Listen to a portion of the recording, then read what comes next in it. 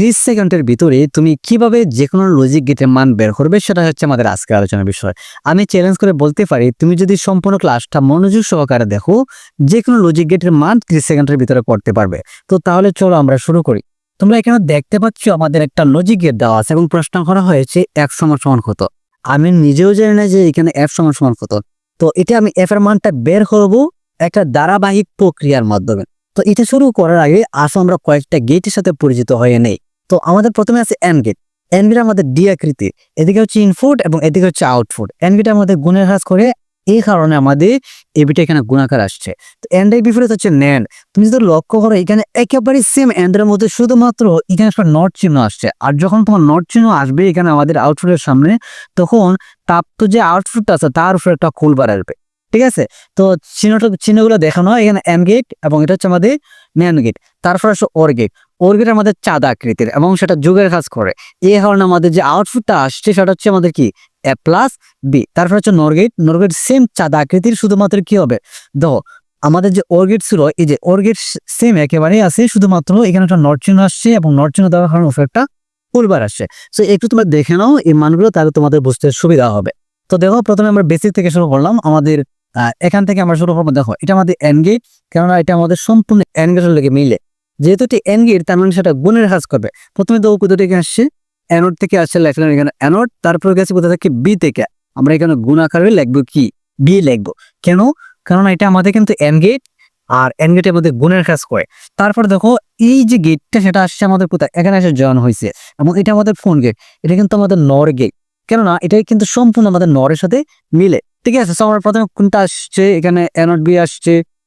তারপরে আমাদের আরো একটা আসছে, যেহেতু নর গেট আমাদের যুগের কাজ করে, সো আমরা একটা প্লাস দিয়ে দেবো, দিলাম প্লাস। তারপর আসছে কোথা থেকে, সি থেকে, আমরা লিখলাম এখানে সি এবং এখানে নট দেওয়ার কারণে সম্পূর্ণটার উপরে একটা ফুল বার চলে আসবে। তারপরে দেখো তারপর আসছে কোথা থেকে, এ থেকে, তো লিখবো আমরা এখানে এ। তবে তার আগে দেখে নাও এটা কোন গেট, এটা কিন্তু আমাদের ওর গেটের সাথে মিলে একেবারে হুবহু ওর গেট। ঠিক আছে, সো প্রতিটা লেখার পর একটা প্লাস দেবো। প্রথমে এ আসছে, লিখলাম এখানে এ। তারপরে গেছে বিনোড থেকে, সো প্লাস দিয়ে আমরা লিখবো এখানে বিনোড। তারপর কোনটা গেছে আমাদের এখানে সিনোড গেছে, সো আমরা লিখবো প্লাস দিয়ে সিনোড। ওকে, তারপরে কোনটা দেখো তো, তারপর আমাদের নিচের যে গেটটা সেটা আমরা দেখবো। প্রথমে আসছে বিনোড থেকে, আমরা লিখবো এখানে বিনোড। এটা আমাদের যেহেতু এন্ড গেট, সো আমাদের এটা গুণের কাজ করবে। তারপরে গেছে আমাদের সি থেকে, লিখলাম এখানে সি। তো ওকে, এখন দেখো তো আমাদের এই যে অংশটা আমাদের এসে আবার এখানে জয়েন হয়েছে, সো আমরা লিখবো সেই মানটা আগে লিখে দেবো A plus B not plus C not. তো কোন গেট আছে এটা আমাদের, এটা কিন্তু আমাদের এন গেট, যেহেতু এন গেট তার মানে সেটা গুণের কাজ করবে। এরপর আসছে আমাদের কি বি নট সি, আমরা গুণ আকারে লিখবো বি নট সি। ওকে, তারপরে দেখো এই এফ এর মান, আমরা এফ এর মানটা এখন বের করতে পারবো, সহজে বের করতে পারবো। তো আমি এটা মিটিয়ে দিয়েছি, তোমরা দেখে নিও সেটা। ওকে, তো এফ এর মানটা আমরা এখানে বের করব। প্রথমে দেখো এই যে আমাদের এটা কিন্তু অর গেট আসছে ওটা থেকে, প্রথমে এই যে আমাদের রোশনটা কিন্তু অ্যানোড বি প্লাস সি হোলবার থেকে আসছে। সো প্রথমে যেহেতু আমাদের এই মানটা আছে সেটা আমরা লিখে দেবো অ্যানোড বি প্লাস সি এবং উপরে হোলবার যা আছে আমরা তা দিয়ে দেবো। তারপরে দেখো এটা আমাদের কি আকার আছে, অর আকারে, যেহেতু এটা অর আকার আছে আমরা কি করবো প্লাস চিহ্ন কিন্তু দেবো। ঠিক আছে, তাহলে তোমরা একটা এখানে ব্র্যাকেট দিয়ে দাও, তাহলে লেখাটা একটু সুন্দর হয়। তারপর কোনটা গেছে আমাদের A plus B not plus C not গেছে, আমরা লিখবো A plus B not plus C not.